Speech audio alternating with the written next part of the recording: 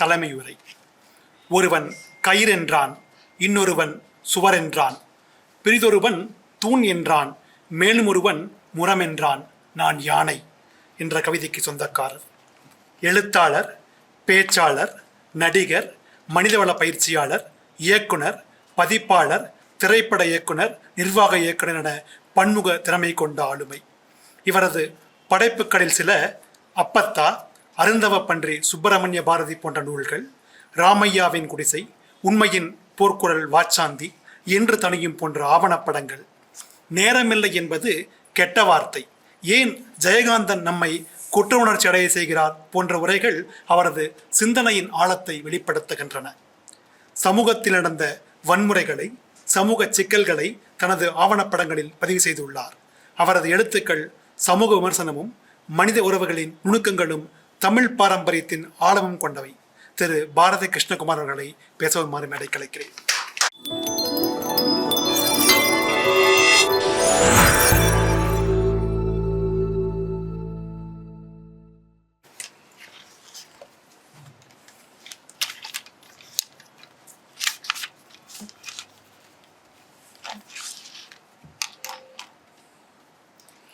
எல்லா உயிரும் இன்பம் எய்துக, எல்லா உடலும் நோய் தீர்க, எல்லா உணர்வும் ஒன்றாதல் உணர்க. நிறைந்த அவைக்கு தலை தாழ்ந்த பணிவான வணக்கம்.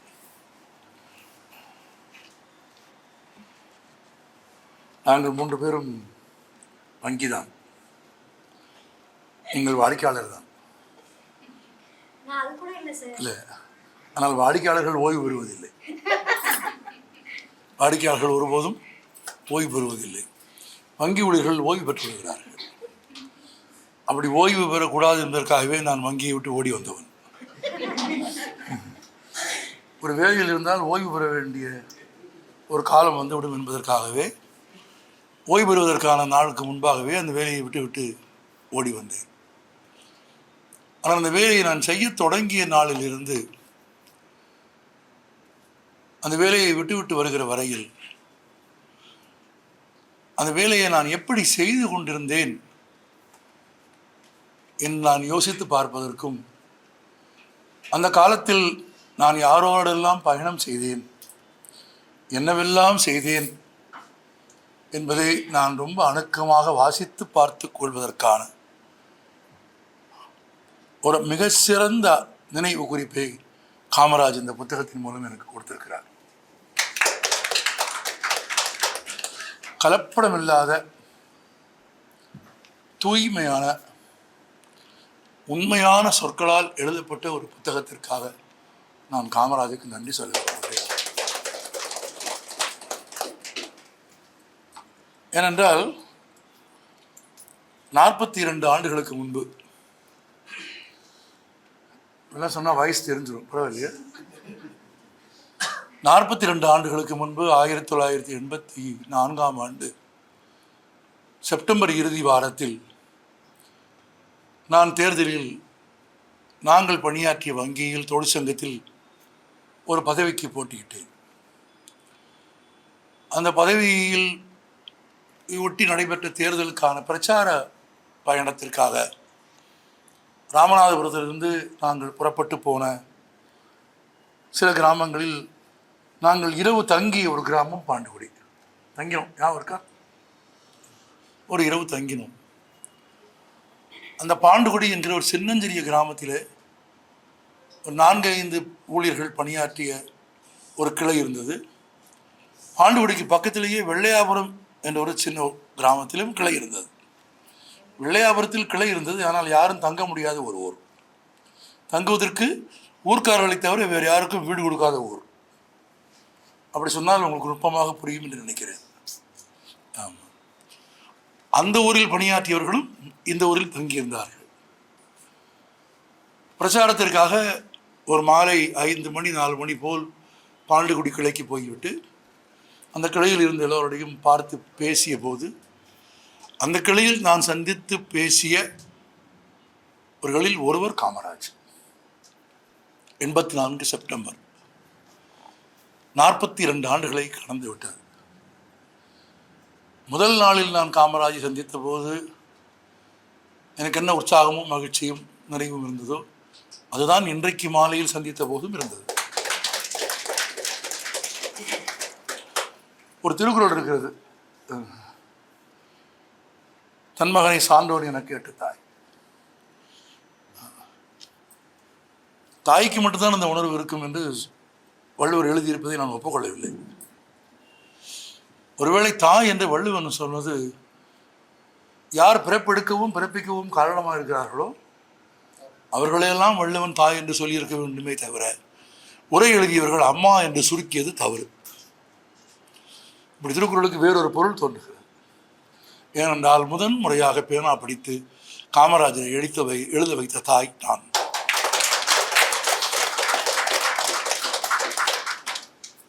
தொழிற்சங்கம் நடத்தினால் தொழிற்சங்கம் நடத்தி கொண்டு போக வேண்டியதானே? கிடையாது.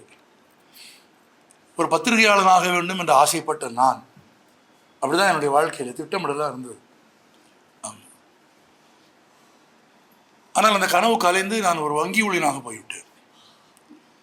வேலைக்கு சேர்ந்த அன்றைக்கு நான் அடைந்த துக்கத்துக்கு அளவே கிடையாது.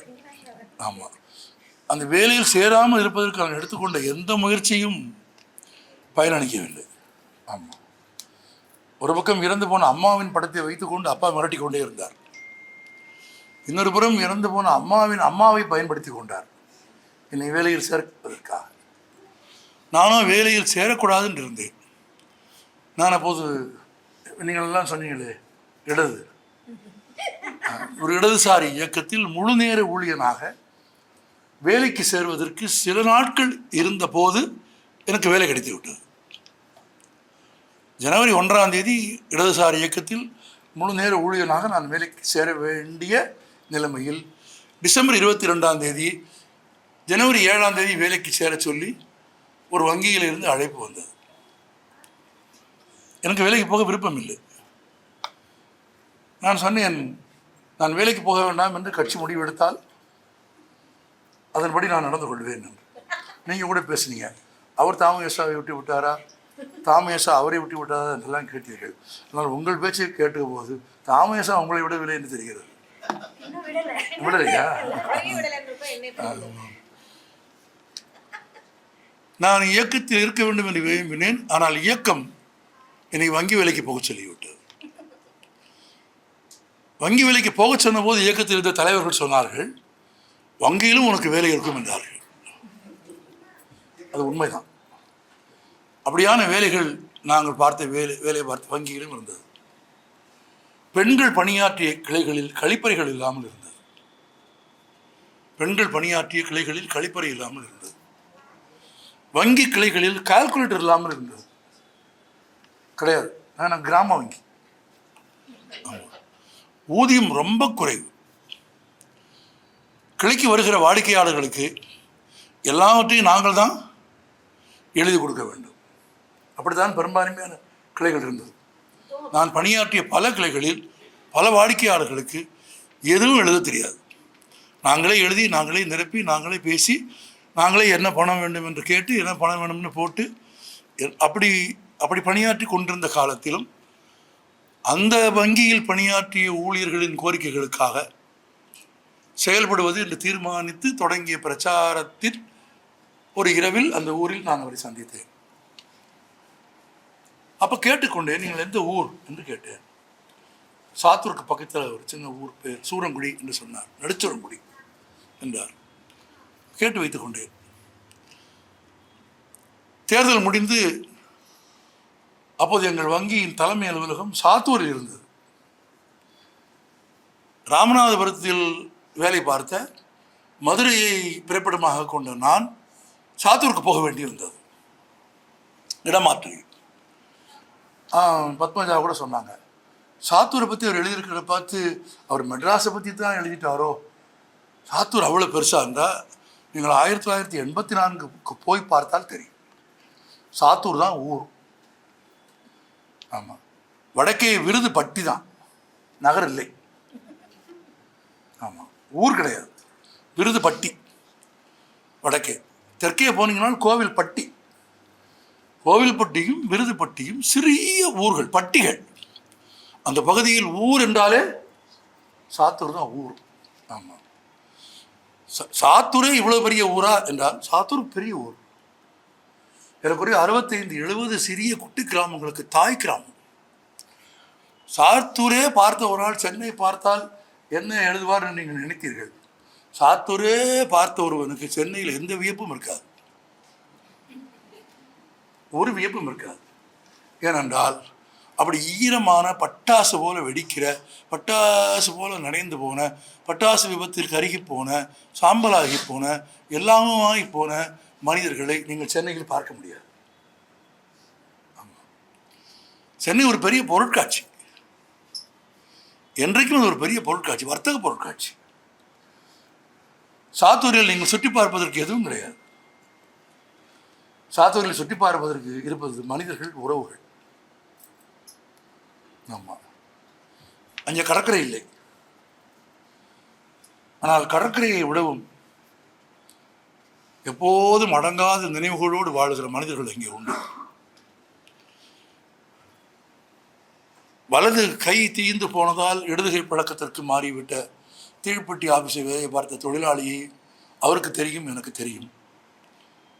முகத்தில் ஏற்பட்ட தீக்காயத்தை மறைப்பதற்காக முக்காடு போட்டுக்கொண்டு தலையை நிமிர்த்தாமலேயே வங்கிக்கு வந்து விட்டு போன ஊழியர்களை எங்களுக்கு தெரியும். ஆனால் அவ்வளவு எதற்கு? நான் சாத்தூருக்கு மாற்றலாகி வந்த சில நாட்களிலேயே தொழிற்சங்கம் எங்கள் பொறுப்பில் வந்து இடமாறுதல்களை சாதித்துக் கொள்ள முடியும் என்ற ஒரு சூழல் வந்தபோது, இடமாற்றலுக்கான வந்த விண்ணப்பங்களில் நான் தேடி எடுத்து முதலில் சாதித்து கொண்ட விண்ணப்ப பட்டியலில் ஒன்று காமராஜரின் விண்ணப்பம். சொந்த ஊரில் இருந்து 250 கிலோமீட்டர் தொலைவில் ராமநாதபுரம் மாவட்டத்தில் கிழக்கு கடற்கரைக்கு பக்கத்தில் ஒரு கிராமத்தில் பணியாற்றி கொண்டிருந்த காமராஜை சாத்தூருக்கு இடமாற்றி கொண்டு வந்தேன் நான். ஆமாம், அதை தற்செயலாகலாம் செய்யவில்லை. ஆமாம், எனக்கு முன்னே வந்த கோரிக்கை மனுக்களில் ஒன்றாக அதை பரிசீலிக்கவில்லை. எனக்கு முன்னே வந்த கோரிக்கைகளில் அது ஒன்று என்று எனக்கு தெரியும். என்றைக்கு அவரை பாண்டுகுடியில் இருந்து சாத்தூருக்கு இடமாற்றி கொண்டு வந்து பக்கத்தில் வைத்துக் கொண்டனோ, அன்றிலிருந்து இன்றைக்கு வரைக்கும் நாங்கள் அருகாமையிலே இருக்கிறோம். தொழிற்சங்கத்தில் சுற்றறிக்கைகள் போடுவோம். ஆமாம், எங்கள் சுற்றறிக்கைகள் இலக்கிய தரம் வாய்ந்ததாக இருந்ததை, இலக்கியத்தின் எல்லா கூறுகளையும் அறிமுகப்படுத்தியதை அந்த காலத்தில் சங்கம் நடத்தி எல்லோரும் வியந்திருக்கிறார்கள். ஆமாம், தேவதச்சனின் கவிதையும், ராகுல்ஜியின் மேற்கோளும், புத்தனின் வாசகங்களும், உலகின் எல்லா மேன்மக்களின் தணிகை செல்வனின் கவிதையும் என்று ஒவ்வொரு சுற்றறிக்கையிலும் ஒரு கவிதையோ ஒரு இலக்கியமோ ஒரு திருக்குறளோ இல்லாமல் ஒரு சுற்றறிக்கை ஊழியர்களுக்கு போனதில்லை. பரபரப்பான வணிக நடந்து கொண்டிருக்கிற ஒரு நேரத்தில் சங்கத்தின் சுற்றறிக்கை அந்த கிளைக்குள் போனால், அந்த கிளையில் பணியாற்றி கொண்டிருக்கிற அது 8 பேரோ 10 பேரோ 12 பேரோ அவ்வளவு பேரும் வாடிக்கையாளர்களை கேட்டுக்கொண்டு அவர்களை அமைதிப்படுத்தி விட்டு கிளையின் எல்லா ஊழியர்களும் நிர்வாகம் அனுப்புகிற சுற்றறிக்கைகளை, அவர்களுக்கு ஊதிய உயர்வு தரும் சுற்றறிக்கைகளை படிக்கிறார்களோ இல்லையோ, அவர்களின் ஊதியங்களுக்கான போராட்டங்களை முன்வைத்த எங்கள் சுற்றறிக்கைகளை படித்து விட்டுத்தான் பிறகு மற்ற வேலைக்கு போவார்கள். சுற்றறிக்கைகள் நடத்துவது பற்றாது என்று நாங்கள் ஒரு பத்திரிகை நடத்தினோம். சென்சில்லையே கட் பண்ணி ஒரு பத்திரிகை நடத்தினோம். நீங்கள் நினைப்பது மாதிரி அவ்வளவு எளிது கிடையாது. என்ன A4 ஷீட்டில் சென்சிலில் ஓட்டினீங்கன்னா, சென்சில் இந்த பக்கம் எந்த பக்கம் வரணும், அந்த பக்கம் எந்த பக்கம் வரணும்னு கால்குலேட் பண்ணணும். ஒரு A4 ஷீட் எப்படி எடுத்துக்கிட்டிங்கன்னா, அதில் ஃபஸ்ட்டு வர்றது 1ஆம் பக்கம், 2ஆம் பக்கம். அதே A4 ஷீட்டில் அந்த கடைசியில் இருக்கிறது 36வது பக்கம், உள்ளே இருக்கிறது 35. புரியல? இப்படி கேட்டால் புரியவே புரியாது, வேலை பார்த்தா கூட புரியாது. ஆனால் ஒரு பக்க பிள்ளை இல்லாமல் பண்ணுவோம். அப்படி ஒரு அக்னி குஞ்சு என்ற ஒரு பத்திரிகை நடத்தினோம். இந்த பத்திரிகை வச்ச பெயர் அக்னி குஞ்சு. அந்த அக்னி குஞ்சுவின் ஆசிரியர் குழுவில் காமராஜர் இடம்பெற வேண்டும் என்று நான் விரும்பினேன். எனக்கு எடுத்த உடனே சங்கத்தின் செயற்குழுவில் அவரை சேர்த்துக் கொள்ளவில்லை. அப்படி ஏன் சேர்த்துக் கொள்ளவில்லை என்பதற்கான பல 100 காரணங்கள் இருந்தது. அது உங்களுக்கு தெரியும், அதை நான் விவரிக்க விரும்பவில்லை. ஆனால் சங்கத்தின் செயற்குழுவில் இல்லாவிட்டாலும் கூட இணைந்து செயல்படுவதற்கான ஒரு தளத்தை உருவாக்க வேண்டும் என்று ஆசைப்பட்டது. அப்படி ஆசைப்பட்டு நான் பொதுச் செயலாளர் என்கிற முறையில் என் செயற்குழுவில் மிச்சமிருந்த 15 பேரில் 14 பேருக்கு அக்கினி குஞ்சு என்றால் என்ன என்று தெரியாது. அப்படி ஒரு பத்திரிகை எப்படி உருவாக்குவோம் என்று அவர்களுக்கு தெரியாது. அது உருவாக்கும் போது அவர்கள் யாரும் அங்கு இருந்ததே இல்லை. அவர்கள் சங்கத்தின் அலுவலகத்தில் தரையில் கிடந்து ஒரு குண்டூசியை கூட எடுத்து பத்திரப்படுத்தியது இல்லை. ஆனால் சங்கத்தின் பொறுப்பில் இல்லாத ஒரு 3-4 தோழர்களை இணைத்து அதில் இவரையும் இணைத்து அதில் எழுத ஆரம்பித்து கையில் எழுதி சுற்றி ஒரு பத்திரிகையாக போட ஆரம்பித்த போது இந்த சுற்றறிக்கையாக இந்த பத்திரிகை கிளைகளுக்கும் இதர தொழிற்சங்கங்களுக்கும் போய்கொண்டிருந்த ஒரு காலத்தில் லட்சுமிபுரம் என்ற ஒரு கிளை இருந்தது. ஆமாம், லட்சுமிபுரம் இருந்தால் ரொம்ப செல்வமான கிளை என்று யாரும் நினைத்து விடாதீர்கள். ஆமாம், பேருக்கு அந்த கிளைக்கு எந்த சம்பந்தமும் கிடையாது. ஆனால் இந்தியாவிலேயே அதிக பாதுகாப்போடு உருவாக்கப்பட்ட ஒரு கிளை அது. பொதுவாக ஒரு வங்கி கிளை என்று சொன்னால் அதுக்கு சேஃப்டி, லாக்கர் எல்லாம் இருக்கும் இல்லையா? ஆனால் அந்த கிளை அப்படி கிடையாது. கதவை தவிர வேறு எதுவும் கிடையாது. அதுக்கு ஜன்னல் கூட கிடையாது, கழிப்பறை கிடையாது. இன்னும் சொல்ல போனால் அந்த ஊரில் நெல் கொட்டி வைப்பதற்காக வைத்திருந்த ஒரு பெரிய குடவுனை முன்பக்கம் வாசல் வைத்து வங்கி கிளையாக மாற்றியிருந்தார்கள். அதில் காற்று புகுவதற்கோ உள்ளே பணியாளர்கள் சுவாசிப்பதற்கான ஏற்பாடு எதுவும் கிடையாது. ஆமாம், அந்த வங்கி கிளைக்கு ஒரு நாள் டெபுடேஷன், அங்கே இருந்த ஒருவருக்கு லீவு தேவைப்பட்டது. அவருக்கு ஆள் கிடைக்கல. ஆமாம், யாரையாவது பிடிச்சி அனுப்பணும். ரொம்ப தொலைவான கிராமங்களுக்கு போவதற்கு எல்லாரும் தயங்குவார்கள். ஏன்னா காசு கிடைக்கும், அந்த காசு அதில் காம்பன்சேட் பக்கமாக இருக்கணும், காசு வரணும். அது மாதிரி சில சௌகரியங்கள் எதிர்பார்ப்பாங்க. இப்போ வேறு வழி இல்லாமல் அந்த தொலை தூரத்தில் இருக்க அந்த சின்னஞ்சிறிய கிராமத்தில் பணியாற்றுவதற்கு உதவி செய்ய வேண்டும் என்பதற்காக ஒரு 2 நாட்களுக்கு யாரை தேடலாம் என்ற போது யாரும் போக சம்மதிக்காத போது நிர்வாகத்தில் சொன்னார்கள், நீங்கள் தான் ஆள் போகணும் உதவி செய்யணும்னு சொல்கிறீங்களே, உங்கள் சங்கத்தில் இருந்தே யாரையாவது போய் சொல்லுங்க போது அவன் தான் ஆகப்பட்டான். ஆமாம், நீ போ அப்படின்னா அந்த கிளைக்கு எப்படி போகுது என்று கூட அந்த கிளையில் வேலை பார்த்தவர்களுக்கே தெரியாது. ஆமாம், அப்படி பெரும்பாலான கிளைகள் இருந்தது. காலையில் ஒரு பேருந்து இருக்கும், சில கிளைகளுக்கு மாலையில் ஒரு பேருந்து இருக்கும். அந்த 2ஐயும் விட்டு விட்டால் பிறகு அந்த கிளைக்கு போகவே முடியாது. ஆமாம், அப்படி கிளைகள் எல்லாம் இருந்தது. அப்படியான ஒரு கிளைக்கு போகும்போது, காமராஜ் நீ போயிட்டு வா போ அப்படின்னார். இன்னொன்னையும் சொல்லிடுறேன், நீங்கள் பேசும்போது சொன்னீங்க நான் எல்லாரையும் பாராட்டுவேன்னு. அவனை கேட்டு பாருங்க அப்புறமா. இல்லை, அப்புறமா நீங்கள் அப்புறமா கேட்டு வேணா பாருங்கள், இப்போ கேட்காதீங்க. என்னோடு சேர்ந்து வேலை செய்வது மாதிரி ஒரு கடினமான செயல் எதுவுமே கிடையாது. 10 வேலை கொடுத்தால் 9 வேலையை அவர் முடித்து கொடுத்ததற்கு பிறகும் கூட முடிக்காமல் இருக்கிற ஒரு வேலையை பற்றித்தான் பேசி என்ன அவரே காப்பார் கோச்சு 9 முடிச்சுட்டேன் அப்படின்பார், 1 முடிக்கலை அப்படின்னு சொல்வேன். அவர் சொல்வார், அந்த 1 தானே முடிக்கலை, 1 முடிக்கலை இல்லை, அந்த 1 முடிச்சுட்டு வந்து 9 முடிச்சுட்டு நீ என்கிட்ட சொல்லு என்று பார்ப்பதற்கு ரொம்ப பாராட்டுவது போல தோன்றும். ஒரே ஒரு விஷயம் சொல்ல விரும்புகிறேன். புதிதாக எழுத விரும்புகிறவர்களை, புதிதாக எழுத வருகிறவர்களை, அவர்கள் எழுத்தில் ஏற்றத்தாழ்வு இருந்தாலும் பொதுவெளியில் நிராகரித்து தொடர்ந்து அவர்களை எழுத விடாமல் செய்கிற மூர்க்கத்தனத்தை நான் செய்வதில்லை, செய்ய மாட்டேன். தொடக்க நிலையில் எழுத வருகிற ஒருவருக்கு இருக்கிற ஏற்றத்தாழ்வுகள், குறைபாடுகளை தனிப்பட்ட முறையில் அவர்களோடு பேசி விவாதித்து அவர்களை அதனினும் மேலான உயர்ந்த ஒரு இடத்திற்கு எழுதுவதற்கான முயற்சிகளைத்தான் மேற்கொள்வேனே தவிர பொது அரங்கில் ஒரு மேடையில். இப்போ கூட ஒருத்தர் சொல்கிறார், மவுண்ட் ரோடில் ஒரு கொலை செஞ்சால் காப்பாற்றுற வக்கீல் மாதிரி, மவுண்ட் ரோடில் பட்டப்பகலில் ஒரு கொலை செஞ்சால் காப்பாற்றுற ஒரு வக்கீல் மாதிரி எந்த புத்தகத்தை கொடுத்தாலும் பாராட்டுறவர் பாரதி கிருஷ்ணகுமார். அதெல்லாம் கிடையாது. உங்களுக்கு இன்னொரு ரகசியம் சொல்கிறேன், புத்தகம் படித்ததற்கு பிறகுதான் நான் தேதி கொடுக்குற வழக்கமே வைத்திருக்கிறேன். ஏனென்றால் படிக்க முடியாத ஒரு புத்தகத்திற்கு தேதி கொடுத்து நான் இதுவரை சம்பாதித்த மதிப்பை இழப்பதற்கு நான் தயாராக இல்லை. எல்லாவற்றையும் கூடவும் இன்றைய சமூக சூழலில் ஒரு வலதுசாரி சிந்தனையோடு எழுதப்பட்ட ஒரு படைப்பை அது அரங்கேறுகிற அல்லது சமூகத்தின் வளர்ச்சிக்கு எதிரான கருத்துக்களை உடைய ஒரு படைப்பை அது அரங்கேறுகிற ஒரு இடத்தில் என் நிழல் கூட இருக்கக்கூடாது என்பதில் நான் கவனமாக இருக்கிறேன். அந்த அக்கறையை நான் இன்றைக்கு வரைக்கும் கடைபிடிக்கிறேன். அப்படி யாரும் சிக்காமல் அகப்படாமல் இருந்தபோது லட்சுமிபுரம் கிளைக்கு போயிட்டு வா என்று அனுப்பிவிட்டோம். ஆமாம், அந்த காலத்தில் 1985 ஜனவரி பிப்ரவரியில் சாத்தூரில் இருந்து ஒருவரை லட்சுமிபுரம் கிளைக்கு அனுப்புவது என்பது ஏறக்குறைய வெளிநாட்டுக்கு அனுப்புவதற்கு ஒப்பானது. உங்களுக்கு அதெல்லாம் தெரியாது. அலைபேசிகள் கிடையாது, தந்தி கிடையாது, டெலிஃபோன்கள் கிடையாது. சிறிய கிளைகளில் லாபம் இல்லை என்பதால் டெலிஃபோன் இருக்காது. போஸ்ட் ஆஃபீஸில் போய் தான் கால் புக் பண்ணணும். போஸ்ட் ஆஃபீஸில் போய் லைட்னிங் கால், ஆர்டினரி கால் 2 கால் புக் பண்ணணும். 2 காலுக்கும் நீங்கள் வெயிட் பண்ணணும். ரொம்ப முக்கியம், நீங்கள் கால் பண்ணும்போது அந்த திசையில் அவருக்கு ஃபோனுக்கு பக்கத்துலேயே அவர் இருக்கணும்.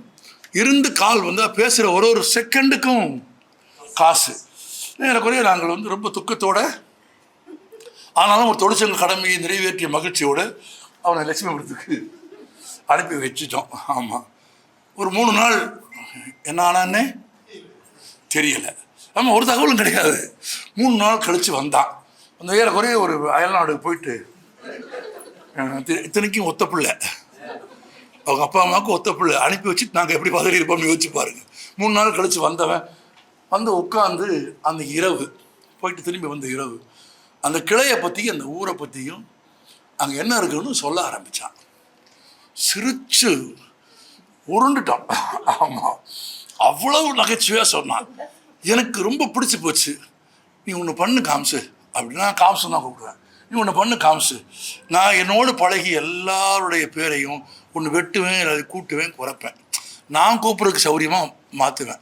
பெரும்பாலும் அது நிலச்சி போயிடும். ஆமாம், அவருக்கு அப்படி நிலச்சி போச்சு. அவர் காமராஜன் யாருமே காம்ஸ் தான். ஆமாம், ஏன்னா அவர் காம்ஸ் தான் கொஞ்சம். ஆமாம், காம்ஸு நீ என்ன எழுதுறா அப்படின்னு. என்ன எழுத அப்படின்னா, நீ இப்போ என்ன சொன்னியோ அதை எழுது அப்படின்னு. அந்த அதிநவீன பாதுகாப்பில் அதி உயர் பாதுகாப்போடு கட்டப்பட்ட என்ன, காற்று வருவதற்கு கூட, திருடுறா அப்புறம் எப்படி வருவான், காற்று வருவதற்கு கூட வழி இல்லாத, கழிப்பறைகள் இல்லாத, எதுவுமே இல்லாத அந்த கிராமத்து கிளையை பற்றி அவர் எழுதிய ஒரு கட்டுரை தான் அக்னி குஞ்சில் பிரசுரமான முதல் எழுத்து. எனக்கு இவ்வளோ நாஸ்டாலஜி இப்போ தான் வருது. இந்த புத்தகத்தை படித்த நேரத்திலிருந்து 3 நாளாகவே நான் பல இடங்களில் கலங்கினேன். அவர் எழுதிய தீப்பெட்டி ஆஃபீஸில் விபத்து நடந்து முடிஞ்சு எரிந்து சாம்பலான மனிதர்களை பற்றி அவர் எழுதியிருக்கிறார். நான் அதை நேரில் பார்த்தவன். அவருக்கு தெரியும். விபத்து நடந்தது என்று கேள்விப்பட்ட உடனேயே நாங்கள் வேலை பார்த்த வங்கியிலிருந்து சைக்கிளில் மீனம்பட்டி, ஆமாம், சைக்கிளை எடுத்துக்கொண்டு நீங்கள் அங்கே போய் என்ன செய்ய போகிறீர்கள் என்று கேட்பார்கள். அங்கே போனால் ஏதாவது செய்ய முடிந்தால் அதை செய்யலாமே. ஒருவேளை எல்லாவற்றையும் இழந்துவிட்டு, உறவினர்களை இழந்துவிட்டு அழுது புலம்பிக் கொண்டு நிற்கிற ஒருவனுக்கு ஆறுதலாக பக்கத்தில் போய் நிற்கலாமே. இன்னும் அணையாமல் எரிந்து கொண்டிருக்கிற நெருப்பில் போய் விழுந்து வாழ்க்கையை முடித்து கொண்டு விடலாமா என்று கருது ஒருவனை தடுத்து நிறுத்தலாமே என்று ஏதேனும் ஒன்றை செய்து விடலாமே என்பதற்காக 16 கிலோமீட்டர் 17 கிலோமீட்டர் சைக்கிளில் கண்ணை மூடிக்கொண்டு, கிளையில் விடுமுறை சொல்லாமல், கிளையில் யாருக்கும் எதுவும் சொல்லாமல், ஒரு மேனேஜர் சொன்னார், சார் இப்படி போனீங்கன்னா லீவ் போட்டுருவேன், என்ன வேணா போட்டுக்க, அவ்வளோதான். சைக்கிள் கிளம்பி அங்கே போய் காயம்பட்டவர்களை மருத்துவமனைக்கு அனுப்புவதற்கு உதவி இருக்கிறோம். நாங்கள் உதவி இருக்கிறோம். முற்றிலுமாக எரிந்து சாம்பலான, நீங்கள் சொன்னீர்கள், ஆடை உடம்பில் ஒட்டி கொண்டு விடும், அதை எடுக்க முடியாது. அது ஒரு குறிப்பிட்ட சதவிகிதம் தீக்காயத்திற்கு பிறகு மருத்துவமனைக்கு வந்தவர்களை பற்றி நீங்கள் சொல்லும் குறிப்பு இல்லையா? ஆனால் முற்றிலுமாக எரிந்து சாம்பலான பிறகு ஆடை மட்டுமில்லை, ஆணா பெண்ணா என்று கூட அடையாளம் பார்க்க முடியாது. பால் பேதம் கூட பார்க்க முடியாது. பால் பேதம் பார்க்க முடியாத அளவிற்கு எரிந்து சாம்பலாக இருக்கும் அந்த மனிதர்களின் 2 கரங்களும் அப்படி நீண்டிருப்பதை நீங்கள் பார்க்கலாம். பெரும்பாலும் அந்த நெருப்பில் அது எரிக்கிற போது அப்படி உயர்ந்து விடும். அப்படி உயர்ந்திருக்கிற கரங்களை பார்த்தால் அது உதவி கேட்டு நீண்ட கரங்கள் என்று நீங்கள் பார்த்தால், அதை நீங்கள் பார்த்திருந்தால் உங்களுக்கு தெரியும். அதை நான் பார்த்திருக்கிறேன். அப்படி இறந்து போன ஒரு மனிதனின் மார்பில் ஒரு பேனா குத்தி இருந்தது என்று லாஞ்சனை கதை முடிகிறது பாருங்கள். அது அவன் கணக்கெழுவதற்காக வைத்திருந்த பேனா இல்லை. நீங்கள் ரொம்ப முக்கியமாக கவனிக்க வேண்டும். வறுமையில் படிப்பு நின்று போய் படிக்க முடியாமல் 10 நாட்களாக அந்த குழந்தை தன் பள்ளிக்கூடத்து பையையே ஏக்கமாக பார்த்து கொண்டிருக்க, இனி படிக்கப் போவதில்லை என்று அத்தையும் அம்மாவும் அந்த பையை வேறொரு படிக்கிற பையனுக்கு அவனை கேட்காமல் கொடுத்து விட, தன் படிப்பு என்றும் தன் பள்ளிக்கூடம் என்றும் தன் கல்வி என்றும் நினைவில் வைத்துக் கொள்வதற்கு கூட எதுவும் இல்லாமல் மிஞ்சிய ஒரே ஒரு பேனாவை தன் மார்பில் குத்தி கொண்டவன்.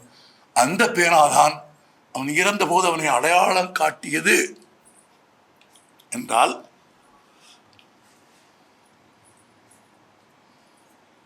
இதனினும் துயரமான ஒரு வாழ்க்கையை இறந்தவனின் மார்பில் பேனா இருந்தது என்பதில்லை. அந்த பேனா கல்வி மறுக்கப்பட்டவனின் பேனா. அந்த பேனா எழுத முடியாமல் தேய்ந்து போனவனுடைய பேனா. அவனது எல்லா அடையாளங்களையும் அவனிடமிருந்து பறித்த பேனா கல்வி. அந்த பேனா தான் எப்போது அடையாளப்படுத்த உதவுகிறது. அதுதான் லாஞ்சனை. இந்த மனிதர்களின் கண்ணீர் கதையை அந்த மண்ணில் இருப்பவர்கள் தான் எழுத முடியும். அதை பார்த்தவர்கள் தான் எழுத முடியும். இந்த தொகுப்பில் இருக்கிற எல்லா கதாபாத்திரங்களையும் நான் பார்த்திருக்கிறேன். இந்த தொகுப்பில் நீங்கள் விவரிக்கும் சாத்தூரின் எல்லா இடங்களுக்கும் நானும் அவனுமாக சேர்ந்து போயிருக்கிறோம். இந்த கதையில் சொல்லப்பட்டிருக்கிற எல்லா கதைகளிலும் நாங்கள் இரவு 2 மணிக்கு சாப்பிட்டிருக்கிறோம். அந்த ஊருக்கே அறிமுகம் இல்லாத உணவு வகைகளை நாங்கள் அறிமுகப்படுத்தி இருக்கிறோம். ஆமா, உணவு வகைகளை அப்படி செய்ய முடியுமா? அந்த கடைக்காரர் கேட்பார், செய்யா? ஆமா, என்ன செய்ய சொல்லி செய்வோம். அப்படி உணவு வகைகளை தீப்பெட்டி ஆபீஸில் இறந்து போனவர்களின் உடலை பார்ப்பதற்கு மட்டும் நாங்கள் போனதில்லை. தீக்குச்சி அடுக்கிய குழந்தைகளின் கைகளில் கந்தகமும் பாஸ்பரமும் பற்றிய பிறகு படிக்க முடியாமல் கையெல்லாம் புண்ணாகி போன குழந்தைகளின் கைகளை சுத்தம் செய்து ஜங்ஷன் வயலட் என்கிற ஜிவி வயலட் என்கிற நீல நிற மருந்தை அந்த குழந்தைகளின் கையில் பூசிய அனுபவம் உங்களுக்கு யாருக்காவது உண்டா? அதை அந்த கைகளில் புண்ணாகி போன அந்த குழந்தைகளின் கைகளை சுத்தம் செய்து அதற்கு மருந்து போட்ட கைகளுக்கு சொந்தக்காரர்கள் எழுதுகிறோம். ரொம்ப சொகுசாக ஒரு உயரத்தில் இருந்து கொண்டு வாழ்க்கையை பார்த்து விட்டு பிற துன்பங்களை கண்டு எழுதியவர்கள் அல்ல, பிற துன்பங்களோடு வாழ்ந்தவர்கள். துப்புரவு தொழிலாளிகளின் போராட்டம் என்றால் நாங்கள் இல்லாமல் அது நடக்காது. ஆட்டோ ஓட்டுநர்கள் போராட்டமா? அது நாங்கள் இல்லாமல் நடக்காது. ஆசிரியர்கள் போராட்டமா? அது நாங்கள் இல்லாமல் நடக்காது. என்னை ஏறக்குறைய கைது செய்து கூட்டிட்டு போய் ஒரு போலீஸ் இன்ஸ்பெக்டர் கேட்டார், நீங்க பேங்க்ல தானே வேலை செய்றீங்க? பேங்க்ல தான் கூட்டிட்டு போறாரு. ஆமா, எதுக்கு வாத்தியாயங்களுக்கு நீங்க சப்போர்ட் பண்றீங்க? விளங்கவே இல்லை சார் அப்படின்னாரு. நான் அவர் ரொம்ப அருமையாக சொன்னேன், என் குழந்தை அங்கே தான் படிக்குது. என் குழந்தைக்கு பாடம் சொல்லி கொடுக்குற வாத்தியார் ஒரு கடன்கார பெத்துக்குழியாக இல்லாமல் நல்ல வாழ்க்கையை வாழ வேண்டும் என்று நான் ஆசைப்படுகிறேன். உங்கள் பிள்ளையும் அங்கே தானே படிக்குது. ஐயா நீங்கள் போயிருங்க அப்படின்னு சொல்லிட்டாரு. நீங்கள் போங்க, நான் சொல்லிக்கிறேன் மேலே. இல்லை இன்னொரு 1/2 மணி நேரம் பேசினா நான் சட்டையை ஒத்துடுவேன்னு பயமாக இருக்கேன். நீங்கள் விட்டுருங்க. ஆசிரியர்களின் போராட்டங்கள், இப்பு தொழிலாளிகளின் போராட்டங்கள் நாங்கள் பார்க்க எங்கள் கண் முன்னே உலகத்திற்கே எழுதுவதற்கு நிப்பு தயாரித்து கொடுத்த ஒரு தொழில், உலகத்திற்கே எழுதுவதற்கு நிப்பு தயாரித்து கொடுத்த ஒரு தொழில் எங்கள் கண் முன்னாலேயே அழிந்து போனதை எதை வைத்து எழுதுவது?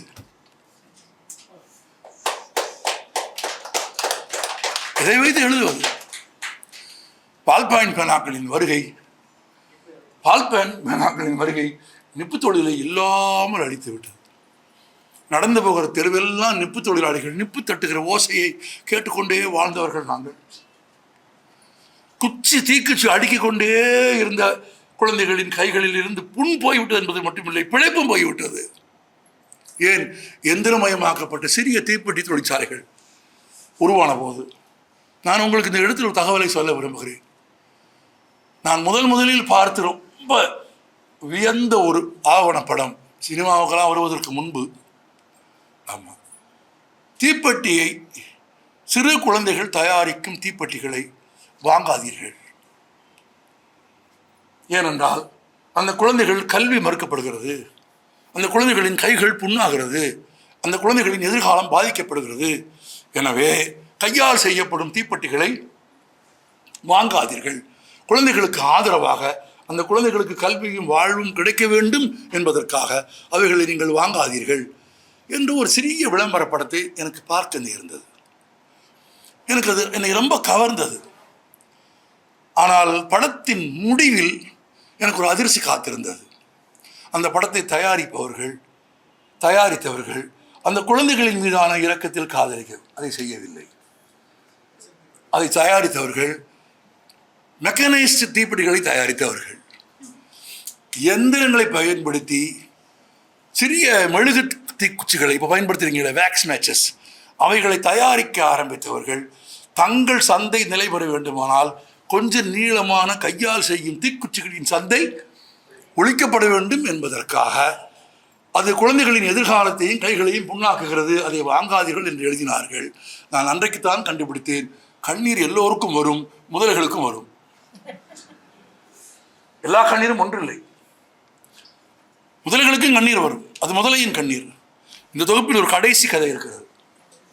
இதுவரை தமிழில் சாதிய ஒடுக்குமுறைக்கு எதிராக பேசப்பட்ட கதைகளில் இல்லாத ஒரு கூறு, ஒரு அம்சம் அந்த கதையில் இருக்கிறது. அந்த ஒரு கதையின் தலைப்புக்காக நான் காமராஜை பாராட்டுவேன். ஆமா, அந்த கதையின் தலைப்பு என்ன தெரியுமா உங்களுக்கு? இன்னா செய்தாரின் முதலை கண்ணீர். வித்தியாசம் தெரியுதா? அது ரொம்ப வழக்கமான ஒரு கதை. ஆதிக்க சாதிக்காரர்கள் தங்கள் ஆதிக்கத்தின் விளைவாக, அவர்கள் செய்த அநீதியின் விளைவாக தன் மகனை ஒருவன் இழக்கிறான். சும்மா பிள்ளை விளையாட்டு, குழந்தைகள் விளையாடுகிறார்கள். விளையாடுகிற போது ஒரு குழந்தை விளையாடுகிற போது விளையாட்டாக இன்னொரு குழந்தைக்கு காயப்படுகிறது. ஒரே விஷயம் என்னன்னா, காயம்பட்ட குழந்தை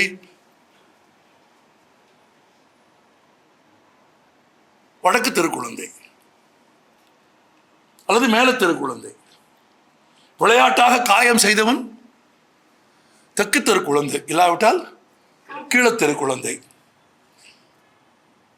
அடிபட்டவனின் தந்தை அடித்தவன் வேண்டுமென்றே தன் குழந்தையை அடித்தான் என்று விரட்டுகிறான். அடிக்கு பயந்து வீட்டை விட்டு ஓடி போகிற குழந்தை இப்போது வரைக்கும் திரும்பி வரவில்லை. அப்படித்தான் கதை சொல்கிறது. இந்த குழந்தை எங்கே போனான் என்று தெரியவே இல்லை. மூத்த மகனை இழந்த அந்த தந்தையின் தவிப்பு எப்படி இருக்கும்? மகனை மீட்டுக் கொடுக்க வேண்டும் என்பதற்காக அவன் கோவிலில் போய் முறையிட்டால் கூட, கோவிலுக்குள் வந்து முறையிடுவதற்கு அவனுக்கு தகுதி இல்லை, அவனுக்கு அங்கே நுழைய முடியாது என்று அவனை வெளியே தள்ளி கதவை போட்டுகிறார்கள். அவன் சபித்து விட்டு போகிறான். என் குழந்தை காணாமல் போனது போல உன் குழந்தையும் காணாமல் போகும் என்று சபித்து விட்டு போகிறான். அந்த சொற்களும் சாபமும் தான் அவர்களை அதிர்ச்சியடை செய்கிறதே தவிர அவர்களின் நிலையில் இருந்து எந்த மாற்றத்தையும் உண்டாக்கி விடவில்லை. இதெல்லாம் நடந்து முடிந்து ஏறக்குறைய 10-15 ஆண்டுகளுக்கு பிறகு விளையாட்டாக காயம்பட்ட மேல் சாதி குழந்தை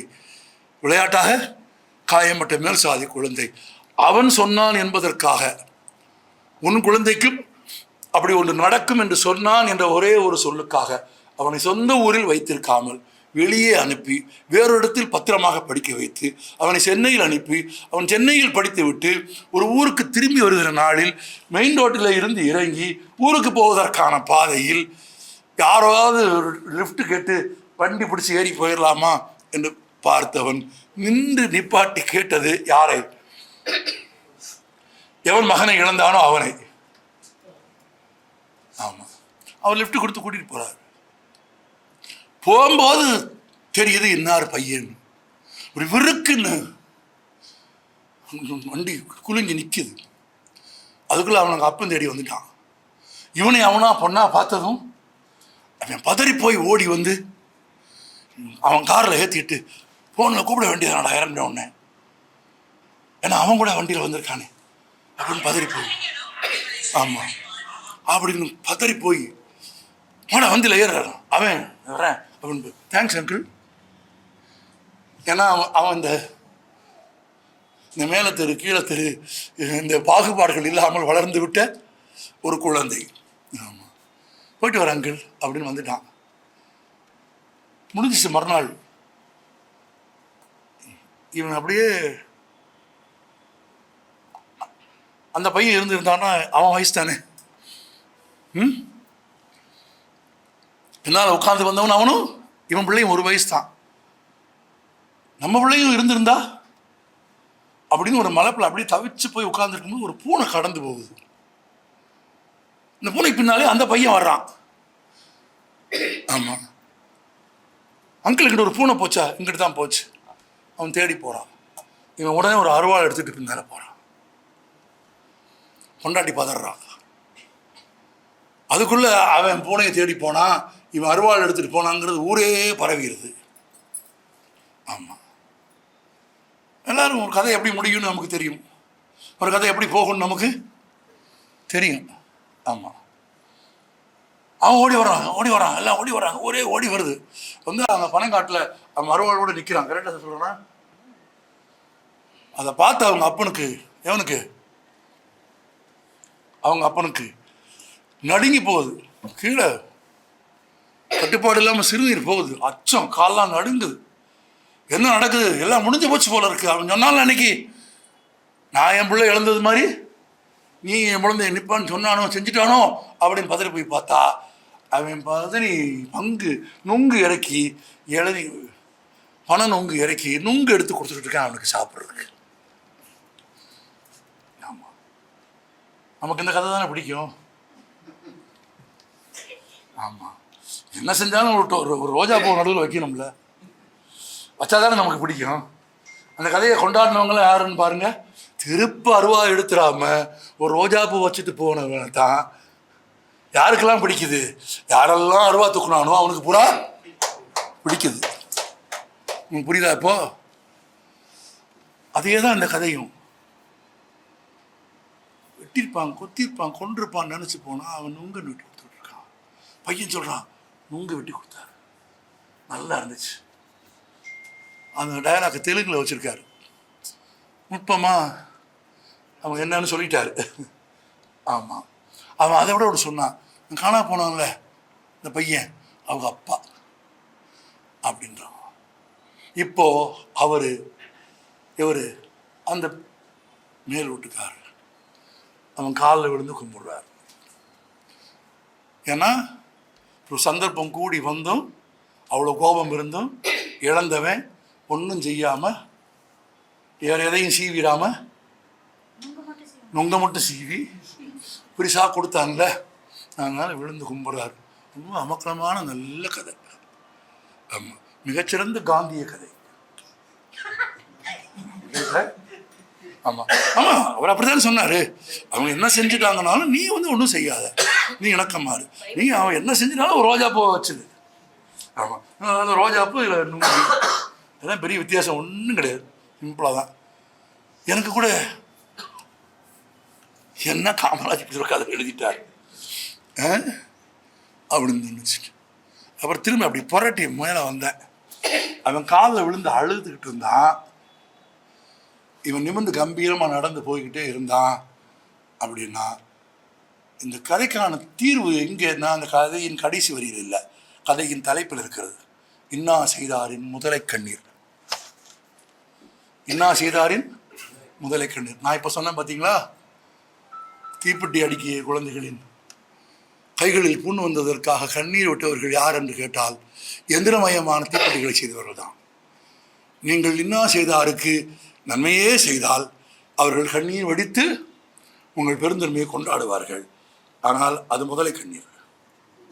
அது முதலை கண்ணீர் என்று தலைப்பு வைத்ததன் மூலமாக மிக நீண்ட காலமாக இன்னா செய்தவர்கள் நிகழ்த்தி கொண்டிருக்கும் நீதி போன்ற, நீதிக்கு ஒப்பான, மிக உயர்ந்ததான ஒன்றின் மேன்மையை தெருவில் இழுத்து போட்டு ஏறக்குறைய அதன் கழுத்தை, அந்த பண்பின் கழுத்தை வெட்டுகிற ஒரு தலைப்பை தந்ததற்காக அந்த கதையை நான் பாராட்டுவேன்.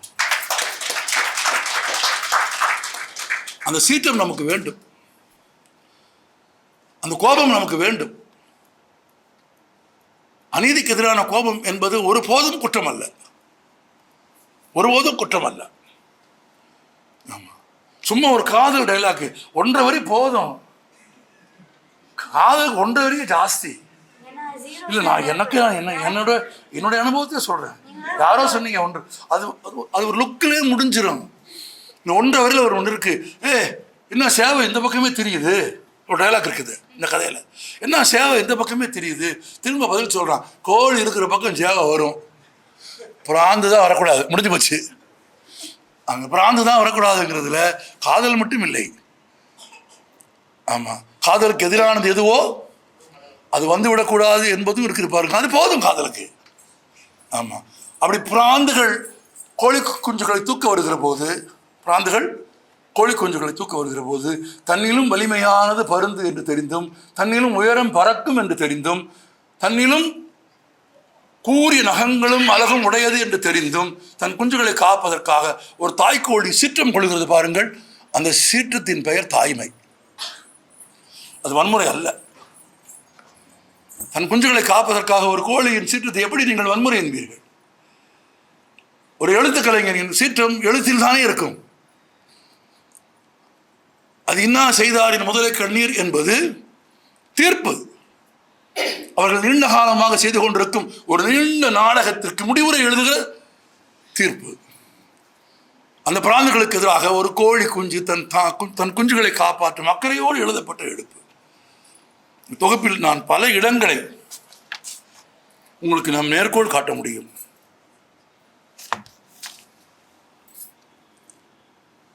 நான் திரும்ப சொல்லிவிட்டேன் உங்களுக்கு. அவர் எழுதிய கதாபாத்திரங்கள் அனைவரும் எனக்கு அறிமுகமானவர்கள். இன்னும் ஆச்சரியமாக இந்த தொகுப்பில் நானே ஒரு கதாபாத்திரம். ஆமா ஆமா, அதுதான் ஒரு கலைஞனின் வெற்றி.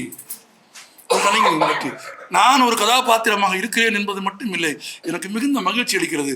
42 ஆண்டுகளுக்கு முன்பு நான் எழுத தூண்டிய ஒருவனை நான் தேடி கண்டுபிடித்து கொண்டு வந்து என் அருகில் வைத்துக்கொண்டு நீ எழுது என்று கேட்டுக்கொண்ட ஒருவன் 42 ஆண்டுகளுக்கு பிறகு எழுதுகிற பேனாவின் எழுத்து இந்த சமூகத்திற்கு ஏற்புடையதாகவும் ஆதிக்க சாதிகளுக்கு விடை சொல்லும் விதமாகவும் மிக நீண்ட காலமாக அவர்கள் கடைப்பிடிக்கும் கள்ள கருணைக்கு எதிரானதாகவும் எளிய மக்களின் கண்ணீரையும் ஏன் அவன் இடதுகை பழக்கத்திற்கு ஆளானான் என்பதையும் பயராபிஸில் செத்து மடிகிறவர்களை பற்றியும் பயராபிஸிற்கு போகாமலேயே கருகி போகிற மனிதர்களை பற்றியும் பேசுகிற ஒரு எழுத்துக்கு சொந்தக்காரனாக அவன் உயர்ந்திருப்பது மட்டுமல்ல, அவனுடைய இன்றைய எழுத்தில் நானும் இருக்கிறேன் என்பது எனக்கு இரட்டிப்பு மகிழ்ச்சி இல்லை.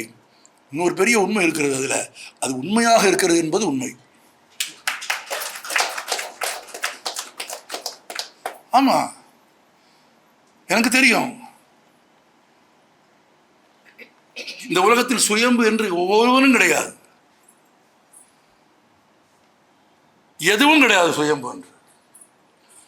ஏதோ ஒரு மூலப்பொருள் இல்லாமல், ஏதோ ஒரு காரணி இல்லாமல், ஏதோ ஒரு துணை பொருள் இல்லாமல், ஏதோ ஊக்குவிக்கும் ஒன்று இல்லாமல் ஒரு ஆற்றல் ஒருபோதும் வெளிப்படுவதே இல்லை. எங்கோ எங்கோ ஒரு இடத்தில் ஒரு சிறிய, அது மழைத்துளியாக கூட இருக்கலாம், அது இயற்கை வீசிய ஒரு காற்றாக கூட இருக்கலாம், ஏதோ ஒன்று தொட்டு ஒரு மனிதர்களை தடவிய பிறகுதான் அவர்களுக்குள்ளே இருக்கிற ஆற்றல். என்னை அப்படி உருவாக்கி ஆசிரியர்கள் இருந்தார்கள். நான் அப்படி பார்த்து தேர்ந்தெடுத்து என் பக்கத்தில் வைத்துக்கொண்டு முதல் எழுத்தை எழுத சொன்ன ஒரு மனிதன் 42 ஆண்டுகளுக்கு ஒரு புத்தகம் எழுதுகிறான். அதில் நாங்கள் சேர்ந்து நடந்த மண், நாங்கள் சேர்ந்து உண்ட உணவு, நாங்கள் உறங்காமல் விழித்திருந்த இரவு, எத்தனை இரவுகள்,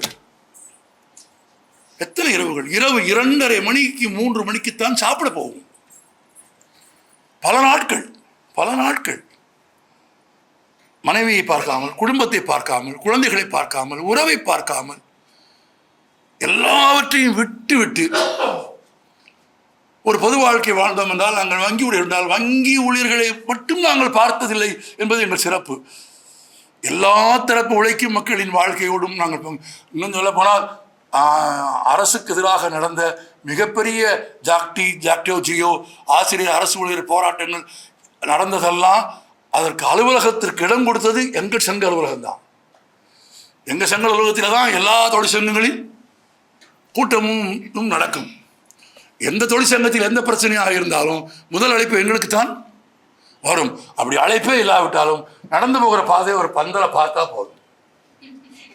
ஆமாம், நேராக தேடி போய் என்ன ஏதோ கூடியிருக்கீங்க போல இருக்கு அப்படின்னு கேட்டு விசாரித்து அதில் கலந்து கொள்ள வேண்டிய அவசியமும் நியாயமும் இருந்தால் அப்படியே பேங்க்குக்கு போகாமல் அந்த பந்தல் அப்படியே அங்கேயே உட்காந்து, இன்னும் சொல்ல போனால் எங்கேயாவது ஒரு சின்ன பந்தல் போட்டு பாட்டு போட்டால் போய் உட்கார்ந்துருவாங்க அப்படின்னு பகடி பேசுகிற அளவுக்கு கேலி செய்யப்பட்ட ஆட்கள் நாங்கள்.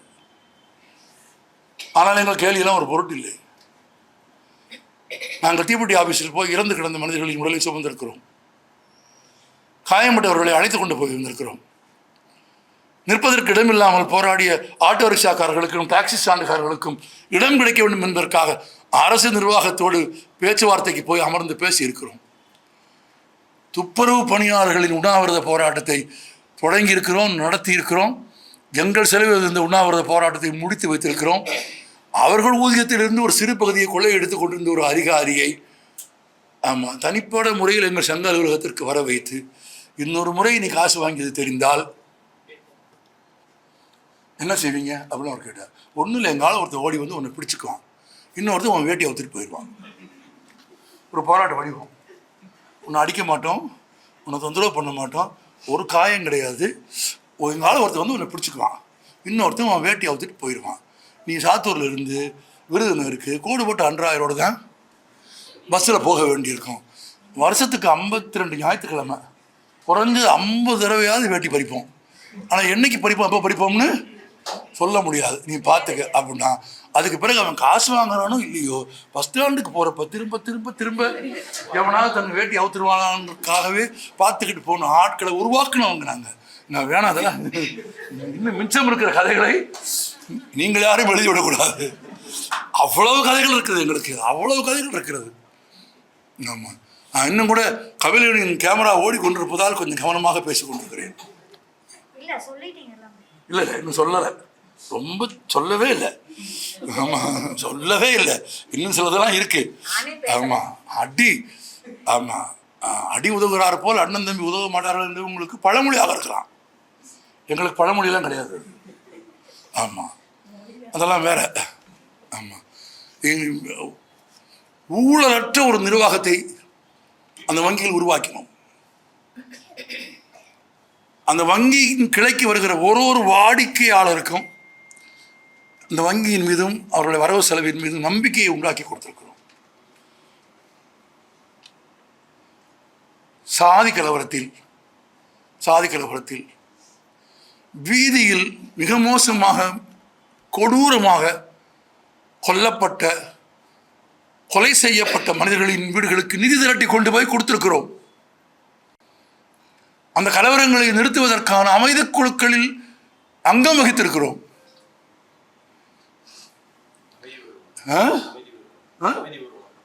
அமைதி ஊர்வலங்கள் நடத்தியிருக்கிறோம். அமைதி ஊர்வலங்களை நடத்தியிருக்கிறோம், நாங்களே நடத்தியிருக்கிறோம். ஆமாம், இதில் ரொம்ப சில கதாபாத்திரங்கள் இருக்கிறது. நான் உங்களுக்கு விவரித்து சொல்ல விரும்பவில்லை, நீங்கள் படிக்க வேண்டும் என்பதற்காக நான் விட்டு வைக்கிறேன். இரத்தமும் சதையுமாக வாழ்ந்த மனிதர்கள் இந்த புத்தகத்தில் இருக்கிறார்கள். நான் எல்லாவற்றுக்கும் மேலாக முதல் பக்கத்தில் இருந்து இறுதி பக்கம் வரையில் என்னுடைய வாசிப்பின் எல்லையில் இந்த 40 ஆண்டுகளில் நான் வாசித்த என் மனம் கவர்ந்த புத்தகங்களில் ஒன்றாக இந்த புத்தகத்தை முன்மொழிவேன். கிருத்திகா கூட நிறைய விருதுகள் கிடைக்கும் என்று நீங்க சொன்னீங்களா? எனக்கு இப்போதே எந்த அமைப்பின் விருது கிடைக்காது என்று தெரிகிறது. இல்லை, எனக்கு தெரிகிறது எந்த அமைப்பின் விருது கிடைக்காது என்று எனக்கு தெரியும், எந்த அமைப்பின் விருது கிடைக்கும் என்று எனக்கு தெரியும். ஆனால் விருதுகளுக்காக படைப்புகள் எழுதப்படுவதில்லை. விருதுகளுக்காக எழுதுகிறவன் படைப்பாளியே இல்லை.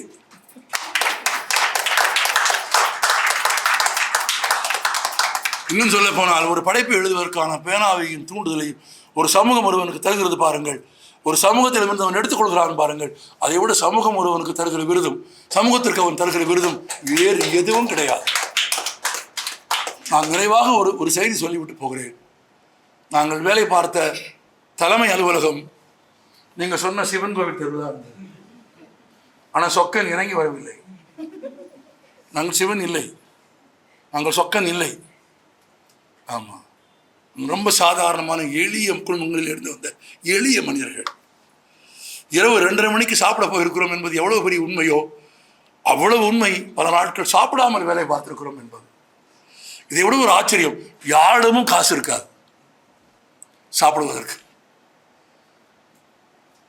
யாரிடமும் காசு இல்லைங்கிற உண்மை எத்தனை மணிக்கு தெரியும்? 2 மணிக்கு தெரியும்.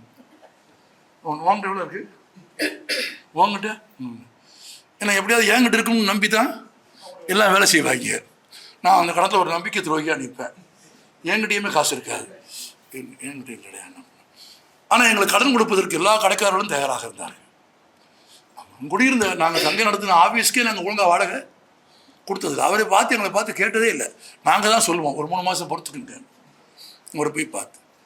அப்போ திடீர்னு ஒருத்தர் இருந்தால் அங்கே கூட வரதராஜ பெருமாள். நான் அவனை கூப்பிடுவேன். எல்லாரும் சாப்பிட போகணுங்கன்னா ஒருத்தர் காசு இல்லை, பேசாமல் பார்த்துக்கிட்டு நிற்க என்னென்ன செய்ய சொல்கிறீங்க? அவன் ஒரு ஸ்டாஃப் கிளாஸ் 4 எம்ப்ளாயி. என்னென்ன செய்ய சொல்கிறீங்க? என்ன செய்ய சொல்கிறீங்களா? சாப்பிட போக காசு இல்லைன்னு சொன்னால் அடுத்த நிமிஷம் கையில் இருந்து ஒரு 150 ரூபா 200 ரூபா எடுத்து கொடுக்க வேணாமா? நான் எங்கே வச்சுருக்கேன்? அப்படி நான் மட்டும் வச்சுருக்கேன்னா நீ போய் ஏதாவது ஏற்பாடு பண்ணிட்டு வா. ராத்திரி 1:30 மணிக்கு நான் எங்கே போவேன்? அப்படி அதெல்லாமா பிரச்சனை? உனக்கு சொந்தக்காரங்க எத்தனை பேர் இருக்கா அந்த ஊரில்? ஆனால் உனக்கு சொந்தக்காரங்க அந்த ஊரில் யாருமே கிடையாது. அது எனக்கும் தெரியும், அவனுக்கும் தெரியும், இவங்க எல்லாத்துக்குமே தெரியும். ஒரு சொந்தக்காரன் எவனா இருக்காங்க, நடுராத்திரில் போய் எழுப்பி போய் காசு வாங்கிட்டு வா போ அப்படின்னு. அப்படியே சொல்கிறியா? சரி அப்படின்னு இறங்கி போயிடலாம். இவங்க எல்லாம் கேட்பாங்க எப்படி அப்படின்னா வரலாம் வெயிட் அப்படின்னா அவன் ஒரு 10 நிமிஷம் அங்கிட்டா போய் ஆத்துக்கரைக்குள்ளே போய் இறங்கி இருட்டுக்குள்ளே மரத்தில் போய் நின்று பேண்ட் அவுத்து உள்ளே இருக்க அன்றாயிலிருந்து பையிலிருந்து ஒரு 150 ரூபாயை மட்டும் எடுத்துக்கிட்டு மிச்சத்தை உள்ளே வச்சு கட்டிட்டு 150 ரூபா பையில் வச்சுட்டு ஒரு 20 நிமிஷம் கழிச்சு திரும்ப வருவான். ஆமாம், அவன் அங்கே போய் ஒளிஞ்சிருந்து அந்த காசை எடுத்துட்டு வர்றான்னு அவனுக்கும் தெரியும், எங்களுக்கும் தெரியும். அவன் வந்தவொடனே சொல்லுவான், நேரத்துக்கு போய் எங்கள் சித்தப்பாவை எழுப்பி வாங்கிட்டு வந்தேன் அப்படின்னு. பரவாயில்ல கொடு அப்படின்னு வாங்கிட்டு அந்த 150 ரூபாயை வாங்கிட்டு போய் சாப்பிட போயிருக்கிறோம். வரதரா பெருமாள் இன்னைக்கு இல்லை, இறந்து போய்விட்டான். அவன் இறப்பு செய்தி கூட எனக்கு தெரியாது. அவன் இறப்பு செய்தி தெரிந்த அன்று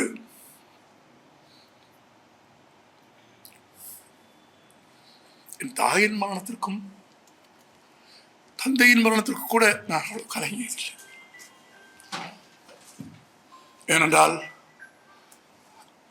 எங்கள் எல்லாத்தினையும் விடவும் பொருளாதார ரீதியாக குறைந்த இடத்தில் இருந்த ஒரு மனிதன் எங்கள் பசி பொறுக்காமல் இருக்கு காசு இருக்குன்னு சொல்லிட்டு அவங்க சூறையாடிடுவாங்கன்னு அவங்களுக்கு தெரியும். ஏன்னா நாங்கள் வெறும் சாப்பாடோடு நிப்பாட்ட மாட்டோம்.